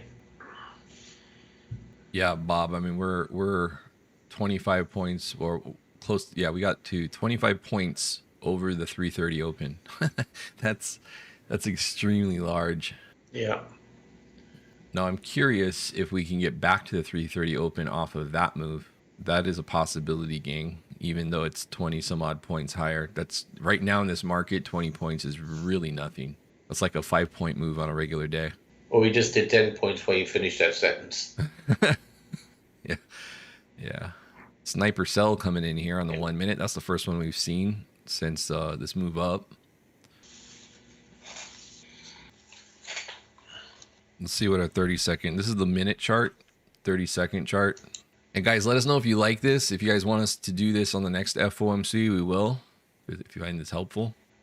And if you do find this helpful, we really would appreciate it if you guys would like, subscribe, and ring the notification bell, because YouTube likes that with their algo. So it just helps us out. More views we get, the more we can keep bringing you these videos every day. So would appreciate that. Yeah, if not, my wife's going to make me get a real job. So, but yeah, no, that would be very helpful. And this will be replayed or available for replay once we're done. Just under the live tab on the channel, I think you'll have it'll be loaded there. We were talking about silver and cobalt, Canadian silver and cobalt, sub 3% today too. None of this stuff would bother me except that when crappy companies get to participate when they don't deserve it. It's too frothy. It's too frothy. I mean, and especially when we've got liquidity levels at where they're at, it's just far too frothy. And the bulls are just like it's like drunken sailors out there right now. Yeah. All right, guys. So here's another. This is like a considerable pullback, similar to what we got back over here, right? So again, the bulls usually when we get into this zone, we're gonna see them step in and buy. All right, so. The 30-second held once, that's great. The second pullback on a 30-second chart, because it's a 30-second chart, that gets a little long in the tooth. So I'm actually thinking that we're going to pull back to the 1 minute. And if we do that, we actually do round trip that 330 open. This is unusual to have that big of a move off the 330 open. Really unusual. So I'm curious to see if they are able to get that round trip done. Normally, during the day, the round trip might see something like that move there and then come back to it. Not what we saw here. That's just a really outsized move. What do you guys think? Back to the 330 open, 41.3875. I hope so. What are the comments saying? Thanks, guys. Thanks for liking and subscribing. I'm serious. That really helps us out. We're almost to 30,000 subs. Yeah, get us over the top. Tell your friends. Get us to 50. Get us to 100. Look, the husband of the mayor of my town watches now. That should be good enough for everybody else. Even with that amount of subs, we did take a little bit of break on the channel, which because we were just focusing on the room and the business and stuff like that. But now we're committed to staying with this. But even at 30,000 subs, we don't get a ton of views. It's picking back up. We don't get a ton of views per video, but it's you think, oh, 30,000 views, you guys are cruising, but trust me, I think we'd make more money at McDonald's flipping burgers than the time spent producing the videos. But we know that's part of the gig. We don't know. Yeah, we don't make any money from doing this. We do this because we love it, and occasionally somebody will join the service. So, but it's a passion of ours. And so, Bob, look, so tell your friends. look, Bobby, coming back to the 3:30 Yep. open, guys. Funny how that works, huh? So that's guys, that's money in the bank for you. It likes to pin back on that 12:30. So um, right there was a 20-point move for somebody. That's Sup, Leaf? good club up. If you're Slovak, you'd understand that. There you go. Boom. All right. So largely mission accomplished there. But you see how that works? This is a very exaggerated example of that, but I'm not surprised. Not surprised at all. And beautiful sniper cell there off the 1 minute. Just very textbook there. Snipers love volatility.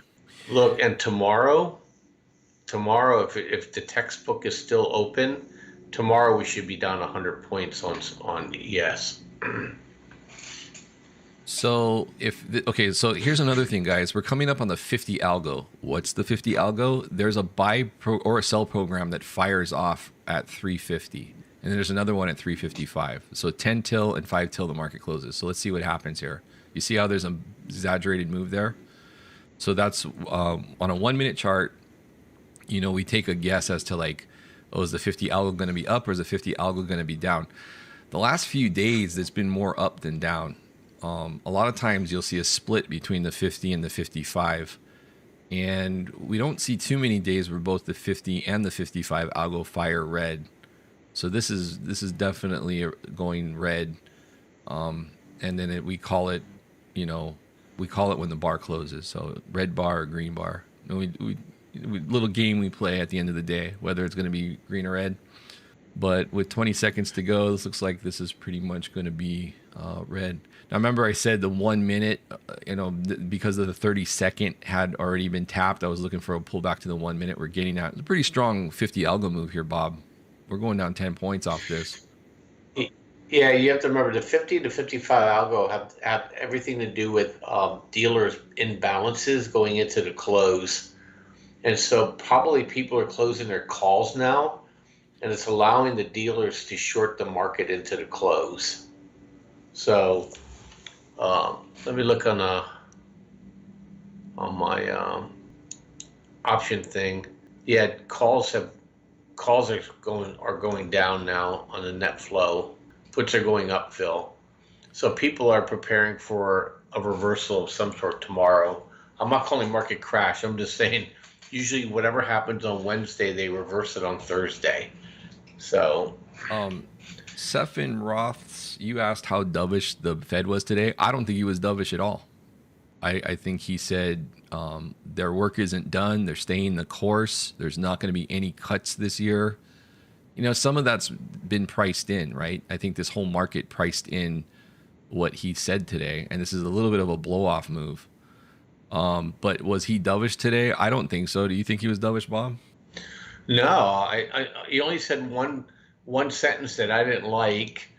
You know, other than that, he's pretty hawkish, and the market just ignored him. Or the algos just simply, you have to understand, there's one company out there called Citadel, and they decided that they were going to jam the market, and that's all you needed to know.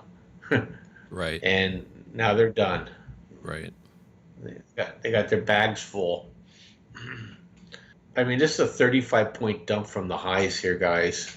Yeah, some of the other guys that are very serious traders told me they do not trust the move up.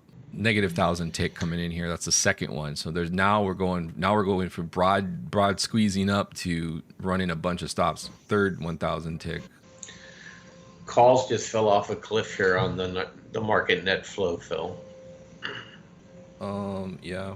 Now they did add back a little bit of liquidity from the overnight repo, but that still wouldn't change our risk off reading. But that does take us back down from that euphoric print. But still, you've printed euphoria, so that's typically where we start to see a turn. So breaking through the 1 minute range trader. So definitely like profit taking here. So now we kick up to the 5 minute. Yeah, we're going straight down on calls. Now, if on you market recall, net flow. Yeah. Now, if you recall back here earlier, I said because we're getting the cycle here, that this next move higher will be a divergent high. So this is typical for when you get that.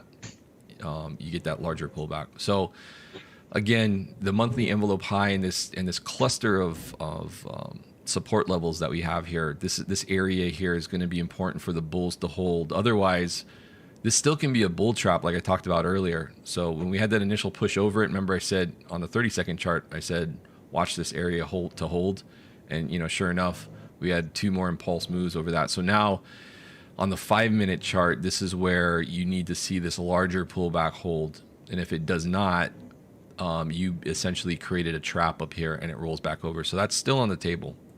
Bulls have to hold this overnight going into tomorrow. Yeah. This 4120 area. Well, we hit a spinning top here, Phil, too. So yeah, let's look at what the daily bar looks like. I'm looking at the daily right now. Yeah, so that's a swing failure where you take out this previous swing high, but you close below it. So closing below 4140 today doesn't invoke confidence. Something to keep an eye on that. If you really want a nice bullish close, you close this above 4140. And for the futures, that's at 5 p.m. So we'll have to see how that plays out. Here's the 55 algo, guys. So 50 algo fired down, 55. A lot of times they split. So the 50 was down, 55's trying to go up. Looks like they might get a green bar. So Phil, we went from the top of the 1 minute Lin Reg to the bottom in 15 minutes. Yeah, really, really wide ranges here, guys. Massively. All right, so the 55 was up. You see that a lot. 55 down, 55 up. And let's see what they do into the close.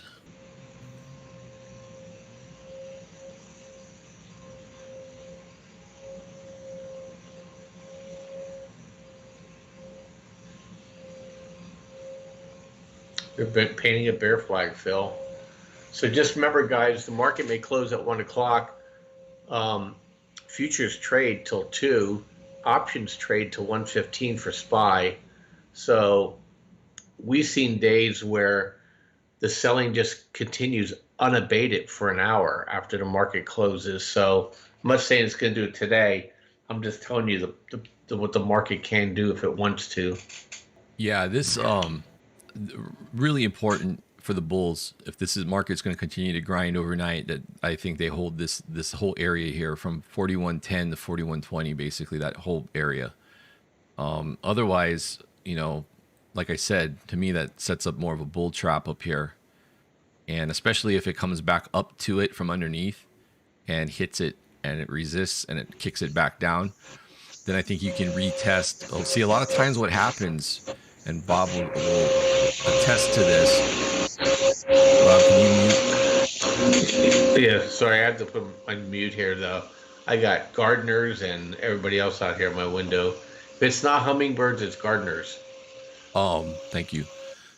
Well, a lot of times what you got to watch for is a total, much like how we saw on a 330 open, you got to watch for that round trip that comes all the way back to the point of blast off. And we've seen that quite a lot in the FOMC announcement pumps, that you get the initial pump and they end up round tripping it. If we do see that and they do come back to 40-60 overnight, I think that this is basically just one big bull trap up here and we roll back over. So pretty important levels here, 4110 to 4120 and then 40-60. Hey, some of the shippers are starting to go red, Phil. All right, we're heading into the close. So 1 minute's flipped. If we drill down to the smaller time frames because of the volatility, 1 minute's flipped trend. Let's look at the 30-second. Normally we don't look at the 30-second, but when it's really volatile and really moving, you can. Normally for most things, if you're looking at it on a 30-second chart, most stocks, you're not going to see bars like this. It's going to look more, bars are going to look more like that there where there's no bodies, But when it's really moving, this looks like a 1 minute or 5 minute chart on a 30-second chart. So lots of liquidity, lots of movement. But right now the trend is down because our range trader flipped. So we like this indicator because for the newer trader, it takes the guesswork out of the trend. Is it trending up or is it trending down? So on the 30-second right here, it told you the trend was reversing. And if you're interested in what we've been showing you guys today, our specials, I'm going to plug it here. You head to tradegenius.co or tradelikeasgenius.com, same site. We're running specials. This gets you into the room with us. And we're in Discord. You can ask questions. You're trading with other traders in there. Pretty good community. Check it out. All right, that's the closing bell.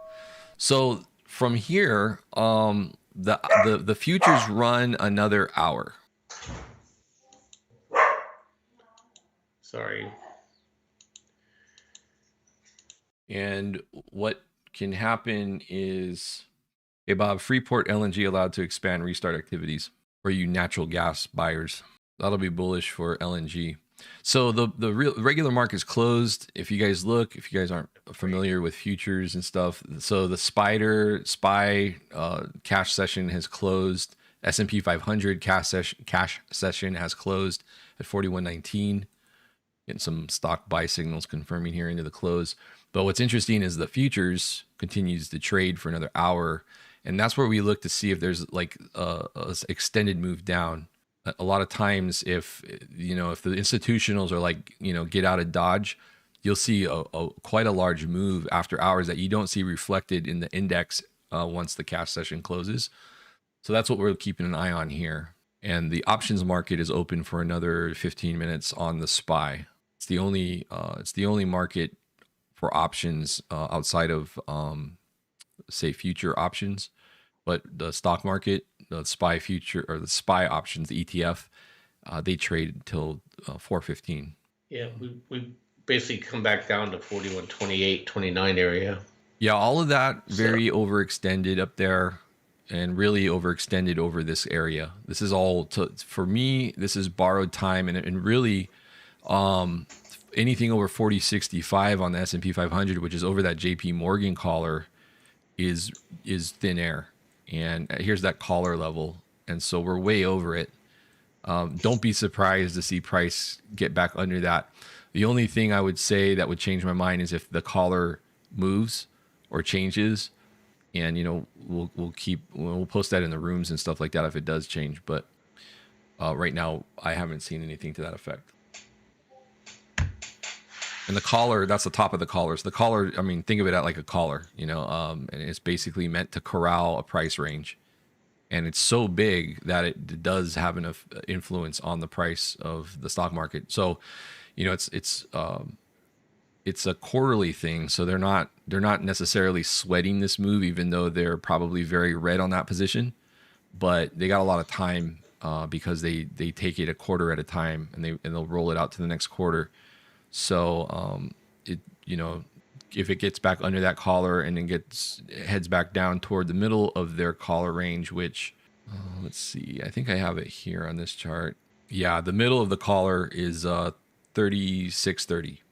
So a lot of time what we've seen is that when you poke above the top of the collar and it comes back down, don't be surprised if we hit 36.30 between now and March, especially if liquidity continues to go down. We'll have a better picture of the liquidity trend tomorrow afternoon after the market closes. The other thing too, Phil, if these guys are panicking, they're going for cheap eats. They're going after where they really think they can get some really quick couple percentage point moves without taking big positions. So right. I think that's why all the garbage is going to the top. Right. So typically when we see like this on the 5-minute, where we have all three of our heat oscillators rolling over, and the gray bars are just telling us that it's rolling over at that point in time. But we had like 2 instances of that. Usually when we get that on a 5-minute like that, you're going to see the move take a break, which is what we're seeing play out here.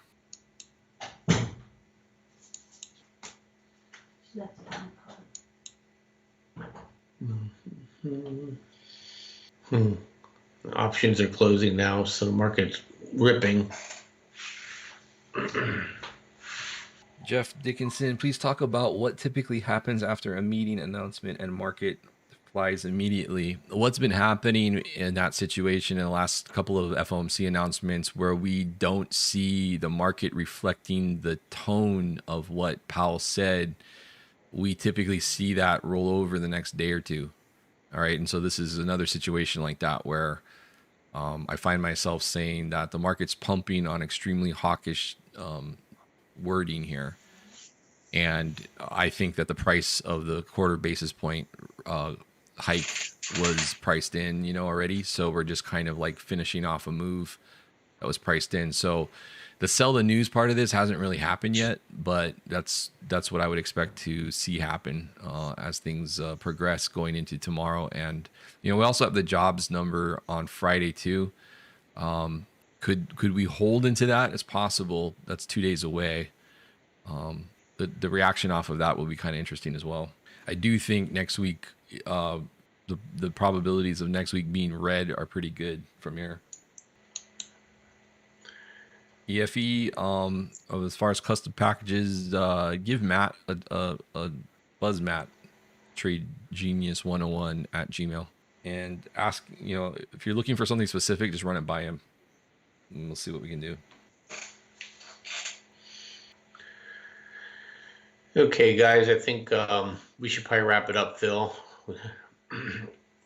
We bored these guys for 2 hours and I'm a just half. trying to see if we got questions that got missed here.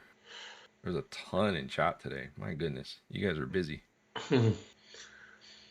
If we close up tomorrow and Friday, then we have a crack up boom on our hands. If you guys didn't get a question answered, post it now before we go. I'm looking right now. Silver Miner, I don't know. I think we post pretty consistently now, 6 times a week since October, like nonstop. I don't think we've missed a day. We take Sundays off, but 6 days a week. JJR, you are correct. It is not federal, and it definitely doesn't have reserves. It makes reserves, but it's not really reserves in the true sense of the word. Creates inflation is what it does. JJ, dumping BTC. BTC usually leads. Right now, BTC isn't doing anything on its own. It's just, there's some kind of collar between BTC and the markets. There's some sort of arbitrage. And so that's why it moves up and down with the market. Sometimes it moves in a greater percentage or it pulls back in a greater percentage. But right now, it's just beholden to the equities. Now, as we progress and get closer to the next halving, there are some supply demand imbalances that happen because the halving event cuts the amount produced in half daily, and that always produces a move up. But don't be surprised if it's a little muted this time around, because the yield curve is telling us that we probably have a longer period of time where this market's going to grind out and be maybe, when we get into the lows of this bear move, assuming this plays out that way, it could be a longer sideways move than what we're used to in those BTC cycles. Bears hoping for a crash and bulls hoping for a smash. And we're right at 41.40, Phil, to close the day off. They're not making it easy. But if you're on gold and silver miners, you're pretty happy today. Uranium miners, you're happy today. Steel, you're happy today. Bob, Lion's Heart on NG. Do you like Boyle for NG? Me? Yeah. What do you like playing for NG? Natural gas. Oh, I'll do cold and UNG. You're thinking KOLD and UNG. Yeah. There you go, Lion's Heart. Just remember, it's pretty bullish for natural gas as we progress through February. So it's definitely oversold. I was looking for sub 3. I think I had 258, I think, marked on my chart for a potential area to look for bounce. But mission accomplished under 3. So I'm looking forward to get back over. Which is ironic because we're paying 400% of average out here in California for natural gas, to show you how politicians can screw everything. Jelly Gelato, do you think most stocks will drop because of this hype? We definitely think it's overbought here. And if you look on the chart here too, right at the moment, this is what we call a head and shoulders. So that's a topping pattern. We look for a reversal here. Pretty clean too. I like the symmetry on that. But then you just look for this neckline basically to break, and then you'll get a measured move from that to that distance. You look for that same amount of distance to break down. So somewhere in here is typically how that's textbook head and shoulders reversal move. So we'll see if that happens as we get into the overnight session or not. Keep in mind too, the ECB has a decision. I think they're expecting 50 basis point for the European Central Bank, and I think the what's the other Bank of England, BOE, they got a decision too overnight. Yep. So we got a couple of kind of rate central banking decisions overnight too that might play into the market tomorrow. Yep, and we have employment report on Friday. So if that comes in hot, Bob, Tam's asking about gold. Like, what's your thoughts on that? um, oh, it's performed very well today. I think Powell's losing control of the gold and silver miners. So just have positions. We added some silver positions yesterday in anticipation of Powell message not being adhered to, and so I like the miners more than gold itself. They have leverage over it. So I have Barrick Gold, I have Wheaton Precious Metals, we have Hecla Silver, we have Silvercrest, we have one more out here. Let's see here. Let me pull it up. What do you think about Zim here, Bob? Zim like rising up here to go into its earnings report. So I know I pushed into my soul today, but that's okay. If we market pulls back tomorrow, Zim will pull back. Also have Silvercrest Mine, Avino, Gold, and Silver as well. So I hope that and I have GDX and GDXJ. Shanna, so I'm pretty heavy. Sorry, Bob. Go ahead, I'm done. Shanna, if you there's a chat box on the site, or you can email Matt directly at tradegenius101@gmail, and he can kind of discuss with you, based on what you're looking for, what might fit as far as the package goes. Yeah, there's a lot of choices. People want some people want a lot of education, so we do an educational heavy package, or some people just want the basic, get in the room, chat, because when you're in the room, you're going to interact with us, interact with the other traders. You'll see the Discord signals for the different entries on stocks and crypto and stuff like that. So good. I think we're starting to peter off here, where now that it's quarter after and the SPY option market's closed, we're not really seeing much of a, if this thing kept trending down, we'd stick around and see where it ended up. But it looks like they're probably going to pin it around this level. Oops. If you notice, I have a line there at 41.40. So we might bob around here. I'm not seeing anything coming out on earnings either on the news. So I don't think we got anything pressing here. Meta. Q4 EPS $1.76. Q4 revs 32.17 versus 31.53. They also announced a 40 billion increase to their buyback. Jeez. I wonder how long before they'll take themselves private. 40 billion stock buyback. Meta shares jumped 13% following earnings and guidance. North Korea says they'll take the toughest reaction to any U.S. military moves. All right. Well, on that, I'm going to move on out of here, guys. Thanks for listening. I'm going to get on my day and think glittery thoughts and think bad tech. All right, guys. That'll wrap it up. We're gonna shove off. And again, if you could like and subscribe and hit that notification bell on the channel, it'll really, really help us out. And we will see you guys. We'll do a video, our next video tomorrow. We'll leave this one up for replay for today's video. And hey, guys, have a good one. And we'll see you on the next FOMC live announcement day.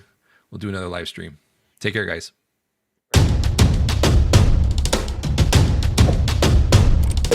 Trade Genius.